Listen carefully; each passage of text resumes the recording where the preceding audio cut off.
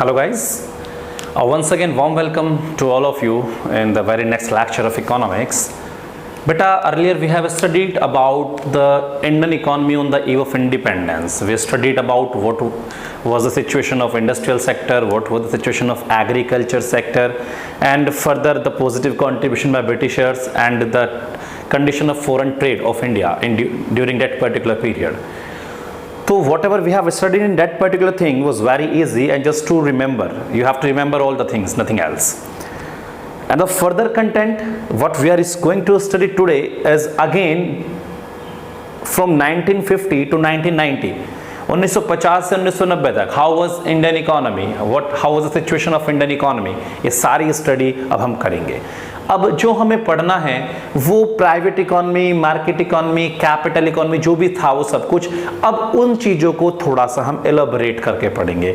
In the very first chapter जब मैंने आपको वो सब पढ़ाया था तो मैंने आपको उनके बारे में कुछ कुछ बातें बताई थी, छोटा छोटा सा कुछ लिखा था. But now in today's class I will define all the things very deeply and we will go through with a awesome lecture today.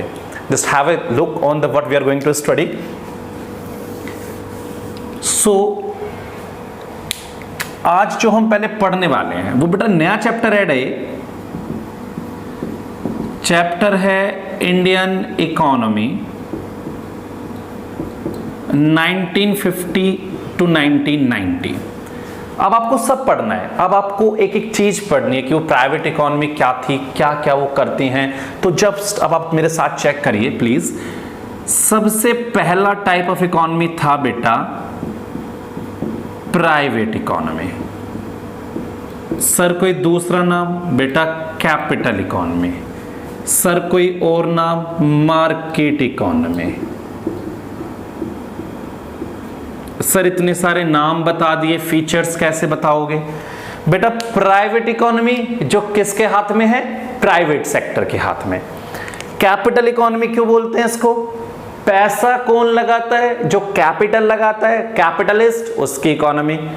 Market economy क्योंकि बच्चे ये जो भी प्रोडक्शन करते हैं वो मार्केट के लिए करते हैं. इनका जो प्रोडक्शन होता है वो मार्केट ओरिएंटेड होता है. If I am related the private sector तो व्हाट विल आई डू?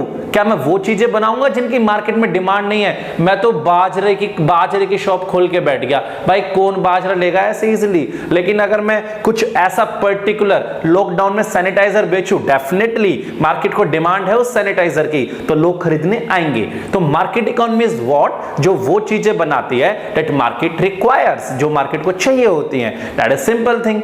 तो बच्चे इसके बारे में मैं कुछ पॉइंट अगर आपको बताऊंगा तो प्राइवेट इकोनॉमी क्या है. In such economy resources are managed and controlled by private sector.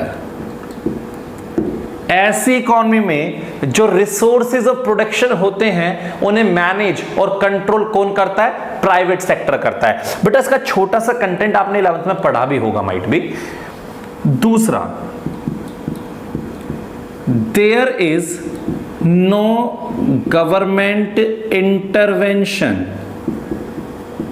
सरकार का कोई इंटरवेंशन नहीं होता. गवर्नमेंट कोई काम नहीं करती, इसमें बीच में रोक टोक नहीं करती है. यूएसए की इकोनॉमी प्राइवेट इकोनॉमी है. तीसरा, ऑल द इकोनॉमिक एक्टिविटीज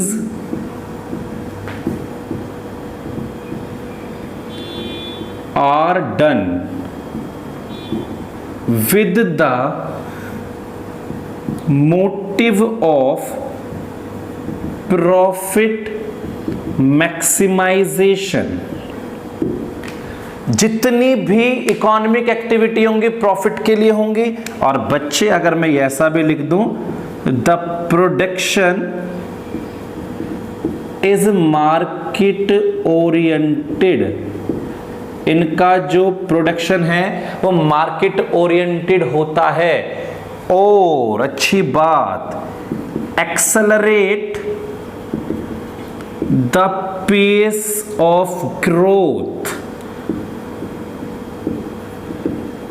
ऐसी इकोनॉमी में जो ग्रोथ रेट होती है वो बहुत तेज होती है, वो तेजी से इकोनॉमी ग्रो करती हैं। तो आपसे if somebody ask what do you mean by private economy, तो आप क्या कहेंगे? सर प्राइवेट इकोनॉमी वो होती हैं जिनमें रिसोर्सेज प्राइवेट सेक्टर मैनेज और कंट्रोल करता है, गवर्नमेंट का कोई कंट्रोल नहीं होता, प्रॉफिट के लिए एक्टिविटीज होती हैं, ऐसी इकोनॉमी तेजी से ग्रो करती हैं और इनका जो प्रोडक्शन है वो मार्केट ओरिएंटेड होता है। तो सिंपल सी तो बात है बच्चे, कौन सी दिक्कत आ जाएगी आपको इसमें? आप फटाफट से नोट करो इसको, इसमें क्या क्या आपने पढ़ा है। इसके बाद हम जस्ट नेक्स्ट पार्ट लेते हैं। बेटा प्राइवेट इकोनॉमी आपको समझ में आ गया। सेकंड है सोशल सेंट्रल प्लान्ड या गवर्नमेंट इकोनॉमी। सर आपने इसके भी 3 नाम बता दिए। बेटा 3 नाम तो मुझे बताने पड़ेंगे ना। गवर्नमेंट इकोनॉमी क्या होती है? देखो गवर्नमेंट जब इकोनॉमी, अगर बात नाम ही गवर्नमेंट इकोनॉमी आ गया तो गवर्नमेंट का मेन जो मोटिव होता है वो सोशल वेलफेयर होता है, तो इसलिए सोशल इकोनॉमी बोलते हैं। और बच्चे गवर्नमेंट कोई भी काम करती है तो प्लानिंग करके करती है, तो सेंट्रल प्लान्ड इकोनॉमी इसको बोला जाता है। सर फिर इसमें क्या होता होगा? बेटा बिल्कुल जो आपके माइंड में बात आ रही है वही होता है।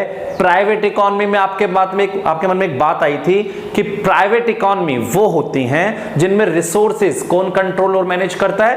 Private sector. तो यहां बेटा कौन करेगा? Government sector. तो इन सच इकोनॉमी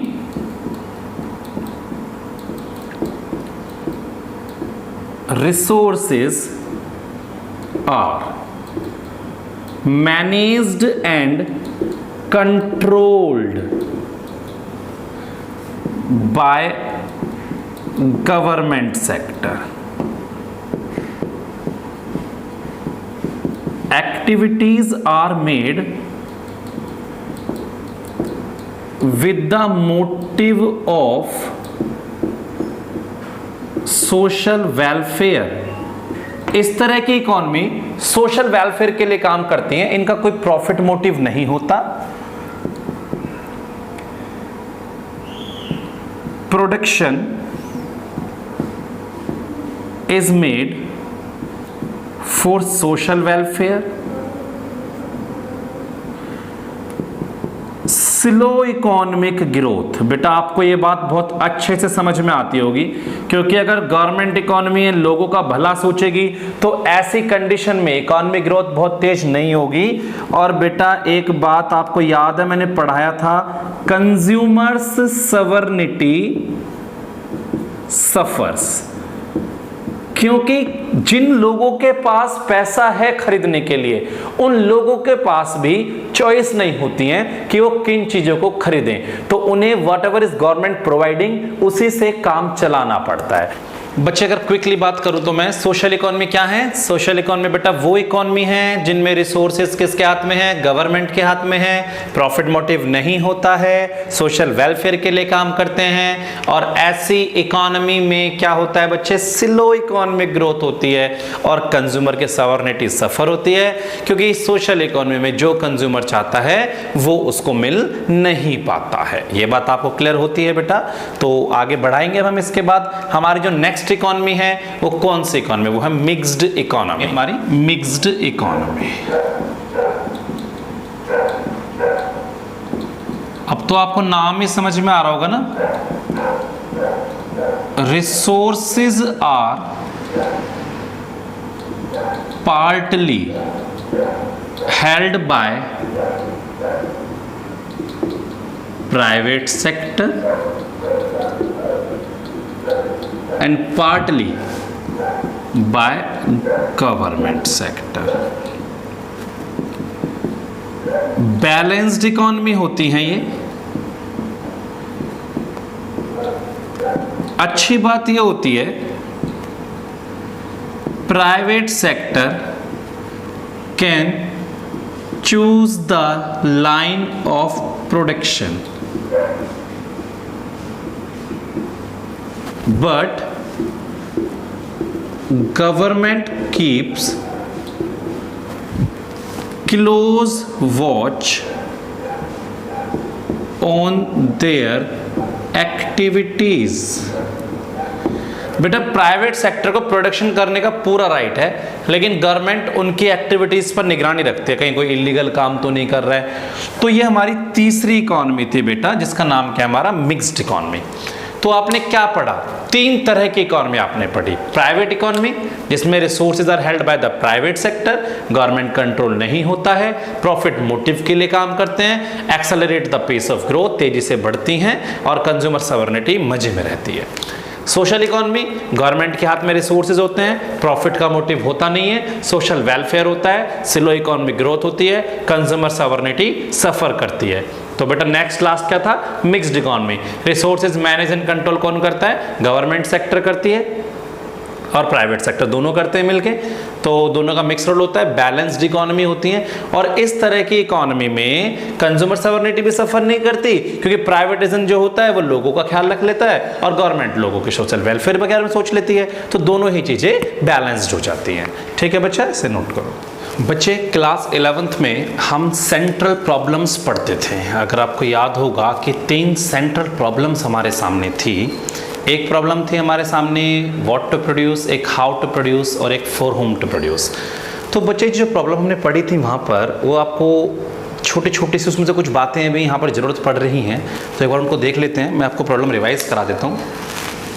तो जो हमने सेंट्रल प्रॉब्लम्स पढ़ी थी उसमें हमारे पास 3 प्रॉब्लम थी। सबसे पहली प्रॉब्लम व्हाट टू प्रोड्यूस, दूसरी प्रॉब्लम हाउ टू प्रोड्यूस, और बच्चे थर्ड था फॉर होम टू प्रोड्यूस। ये जो व्हाट टू प्रोड्यूस प्रॉब्लम था बेटा, क्या प्रोडक्शन किया जाए, ये प्रॉब्लम एलोकेशन ऑफ रिसोर्स से जुड़ा है। एलोकेशन ऑफ रिसोर्स का मतलब बच्चे हर एक इकोनॉमी 2 तरह के गुड्स बनाती है। एक होते हैं कंज्यूमर गुड्स, एक होते हैं कैपिटल गुड्स। आप फैमिलियर हैं इन दोनों वर्ड के साथ। कंज्यूमर गुड्स में जैसे ब्रेड हो गया, जैम हो गया। कैपिटल गुड्स में मशीन हो गई, लॉन्ग टर्म के लिए चलते हैं। तो आपको पता है कि हमारे पास जो रिसोर्सेज है वो लिमिटेड होते थे। अगर लिमिटेड रिसोर्स हैं तो सारे गुड्स प्रोड्यूस करना किसी इकोनॉमी के लिए पॉसिबल नहीं है। तो ऐसी कंडीशन में क्या होता है, more of one good means less of other. अगर आप किसी एक गुड को ज्यादा बनाएंगे तो आप दूसरे को कम बना पाएंगे। तो अब कौन सा गुड बनाएं और कितनी कितनी क्वांटिटी में बनाएं, ये सेंट्रल प्रॉब्लम था, आपको याद होगा। तो बच्चे क्या मैं कहूंगा यहां पर कि इसके अंदर डिसाइड करना होता है कि कंज्यूमर गुड्स बनाने हैं या फिर कैपिटल गुड्स बनाने हैं, एंड क्वांटिटी ऑफ ईच, और दोनों को कितनी कितनी क्वांटिटी में बनाना है। तो अगर आपसे कोई पूछता है व्हाट टू प्रोड्यूस, तो आप सिंपली क्या बोलेंगे, भैया एलोकेशन ऑफ रिसोर्स की प्रॉब्लम है कि रिसोर्सेज को कैपिटल गुड्स बनाने में यूज किया जाए या कंज्यूमर गुड्स बनाने में यूज किया जाए। बेटा इसके बारे में एलाबोरेट हम नोट्स से करेंगे। मैं आपको नोट्स डालूंगा ग्रुप में और वॉइस नोट्स के थ्रू हम उन चीजों को क्लियर कर लेंगे। अब आती है बच्चे बात हाउ टू प्रोड्यूस। बेटा ये जो प्रॉब्लम है ये टेक्निक ऑफ प्रोडक्शन की प्रॉब्लम है। आपको पता होगा कि हर एक इकोनॉमी में 2 टेक्निक होती हैं, एक लेबर इंटेंसिव और एक होती है बच्चे कैपिटल इंटेंसिव। जो लेबर इंटेंसिव टेक्निक होती है इसमें क्या होता है, इसमें मोर लेबर और लेस कैपिटल होती है, यानी मजदूर ज्यादा काम करते हैं और मशीनों से काम कम होता है। लेकिन अगर कैपिटल इंटेंसिव की बात की जाए तो मोर कैपिटल और लेस लेबर होती है। बेटा भैया कौन सी टेक्निक यूज करनी चाहिए, बच्चे पूछ रहे हैं मुझसे। बेटा कोई भी टेक्निक यूज कर सकते हो। अगर कोई ऐसी इकोनॉमी में है जहां अनएम्प्लॉयमेंट ज्यादा है तो वो लेबर इंटेंसिव टेक्निक को प्रेफर करेंगे। फिर भी मैं कहता हूं कि टेक्निक ऑफ प्रोडक्शन इस बात पर बेस्ड होता है कि आपके पास कितनी कम कॉस्ट में ज्यादा से ज्यादा आउटपुट आपको मिल जाए, क्योंकि हर कोई क्या चाहता है कि मिनिमम कॉस्ट हो और मैक्सिमम आउटपुट मिले। तो इस बात पर हमारी टेक्निक बेस करेगी। तो अगर आपसे कोई पूछता है हाउ टू प्रोड्यूस, तो आप सिंपली क्या बोलोगे कि सर हाउ टू प्रोड्यूस में ये डिसाइड करना होता है कि प्रोडक्शन की जो टेक्निक है वो कौन सी हो, वो लेबर इंटेंसिव हो या फिर कैपिटल इंटेंसिव हो। बेटा next, for whom to produce, ये जो प्रॉब्लम है ये है डिस्ट्रीब्यूशन ऑफ नेशनल इनकम, कि जो भी हमारी कंट्री की इनकम आती है वो लोगों में कैसे कैसे डिवाइड होती है। कैसे कैसे का मतलब क्या है बच्चे, जिस आदमी को नेशनल इनकम का बड़ा पार्ट मिलता है वो रिच सेक्शन में आता है, और जिसे कम पार्ट मिलता है वो पुअर सेक्शन में आता है। तो बेटा फॉर होम टू प्रोड्यूस में दो तरह की कैटेगरी होती हैं, एक रिचर सेक्शन और एक पुअर सेक्शन। तो प्रॉब्लम क्या आती है कि प्रॉब्लम ये आती है कि रिचर सेक्शन के लिए प्रोडक्शन किया जाए या पुअर सेक्शन के लिए प्रोडक्शन किया जाए। बच्चे इन सब का एक डिटेल इंफॉर्मेशन मैं आपको नोट्स में दूंगा। अभी जस्ट मैंने आपको ये रिमाइंड कराया है जो आपने अब से पहले पढ़ा था। आप एक बार इनको ठीक से मेरे साथ फिर से रिवाइज कर लो। बेटा मैंने पढ़ाया हाउ टू प्रोड्यूस, पहले था व्हाट टू प्रोड्यूस, क्या बनाएं।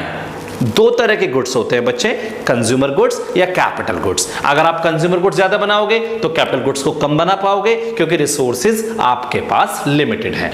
तो कौन सा गुड बनाना है और क्वांटिटी कितनी होनी चाहिए, this is the central problem.